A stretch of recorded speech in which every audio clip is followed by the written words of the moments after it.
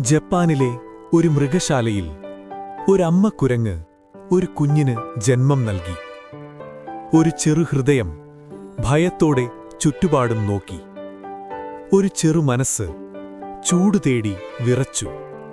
ഒരു ചെറു ജീവൻ അമ്മയുടെ സ്നേഹമന്വേഷിച്ചു. പക്ഷേ അവൻ തേടിയ ചൂട് അവനെ തേടി വന്നില്ല. ജനിച്ച ഉടൻ തന്നെ അവനെ കാത്തിരുന്ന അമ്മയുടെ ചൂട് അവന്റെ ജീവിതത്തിൽ നിന്ന് അകന്നുപോയി. അമ്മ കുരങ്ങൻ അവനെ ഉപേക്ഷിച്ചു. എന്തുകൊണ്ടെന്ന് ആർക്കുമറിയില്ല. പ്രകൃതിയുടെ ചില തീരുമാനങ്ങൾ നമ്മുടെ മനസ്സിന് സഹിക്കാൻ കഴിയാത്തവയാണ്.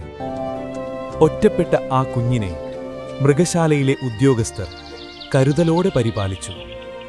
അവന് അവരൊരു പേര് നൽകി, പഞ്ച്. പഞ്ച് ഒരു ചെറിയ പേരാണ്, പക്ഷേ ലോകം മുഴുവൻ അറിയപ്പെടാൻ പോകുന്ന പേരാണ് പഞ്ച് എന്ന് ആ നാമം നൽകിയ മൃഗശാല ജീവനക്കാരന് പോലും അറിയില്ലായിരുന്നു.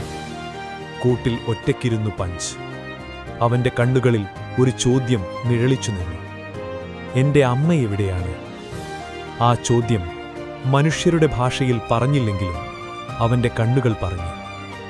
അവനെ ആശ്വസിപ്പിക്കാൻ അവന്റെ കൂട്ടിലേക്ക് ഒരു ചെറിയ പാവക്കുട്ടിയെ മൃഗശാല ജീവനക്കാരൻ വെച്ചുകൊടുത്തു. ഒരു ഭംഗിയുള്ള ഓറങ്ങൂട്ടാൻ പാവ. ആദ്യമായി പഞ്ച് അതിനെ നോക്കി, സംശയത്തോടെ, ആശ്ചര്യത്തോടെ.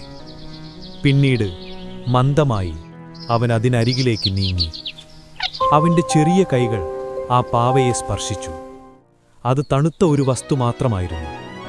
പക്ഷേ പഞ്ചിന്റെ ഹൃദയത്തിൽ അത് ചൂടായി മാറി. അവൻ അതിനെ ചേർത്തു പിടിച്ചു, വിടാതെ, വീണ്ടും വീണ്ടും. ഉറങ്ങുമ്പോൾ ആ പാവ അവന്റെ നെഞ്ചിൽ, നടക്കുമ്പോൾ അതവന്റെ കയ്യിൽ, ഭയപ്പെട്ടാൽ അതവന്റെ ആശ്വാസം. അമ്മയുടെ പകരം ഒരു പാവ. പക്ഷേ സ്നേഹത്തിന് രൂപമോ, സ്നേഹത്തിന് രക്തബന്ധമോ വേണമോ? ചിലപ്പോഴൊക്കെ അമ്മ ഒരു ജീവിയായിരിക്കണമെന്നില്ല.